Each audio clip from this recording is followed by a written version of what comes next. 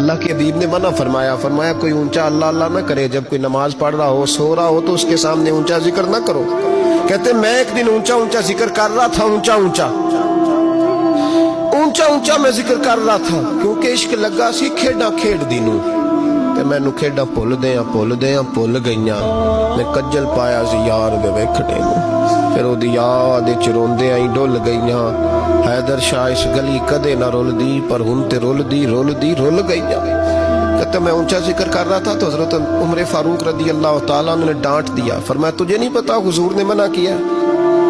تو عمر نے ڈانٹا تو میں چھپ کے بیٹھ گیا کونے میں۔ حضور آئے نا نماز پڑھانے تو محبوب نے پتہ کیا وہ عبداللہ کدھر ہے؟ کہتے میں کونے میں تھا، حضور نے فرمایا کیا ہوا؟ تو میں رو پڑا، میری عزت بڑی تھی نا مدینے میں، کبھی کسی نے کچھ نہیں کہا تھا۔ نبی کریم نے فرمایا کیا ہوا؟ عرض کی حضور کچھ نہیں۔ پھر بھی بتاؤ؟ کہتے میں رو پڑا، میں نے کہا یا رسول اللہ میری غلطی تھی تو سیدنا فاروق اعظم نے ڈانٹ دیا ہے۔ فرمایا ہوا کیا؟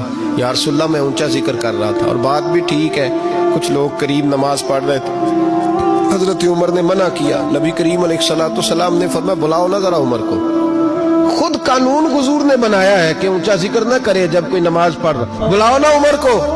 جناب عمر آئے تو حضور نے فرمایا عمر میرے عبداللہ کو کوئی نہ ڈانٹے، کسی ان پڑھ سے، کسی دیہاتی سے، کسی بھولے سے انداز دیکھے حضور کا، اسے کوئی نہ ڈانٹے۔ پھر حضور نے فرمایا تمہیں پتہ ہے یہ میرے لیے کتنی تکلیفیں برداشت کر کے آیا؟ صحابہ فرماتے ہیں یہ خوش نصیب ہے جس کی روح بھی محبوب کے ہاتھوں میں نکلی۔ اور جب جنازہ اٹھا تو حضور کی داڑھی سے ہم نے آنسوؤں کے قطرے ٹپکتے دیکھے۔ مدینے میں رواج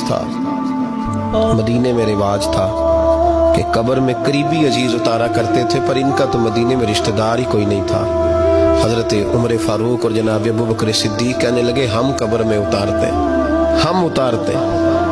جب ان دونوں نے اٹھایا قبر میں گئے تو کہتے ہیں کمال دیکھو اللہ کے رسول ہم دونوں سے پہلے قبر میں اتر گئے، اور حضور نے یہ البدایہ والنہایہ میں موجود ہے، کہا مجھے دو میں قبر میں اتارتا ہوں۔ کہتے ہیں حضور نے تنے تنہا پکڑا، تنے تنہا قبر میں اتارا، پسے مردن فرشتوں نے جو تلاشی لی تو کیا نکلا؟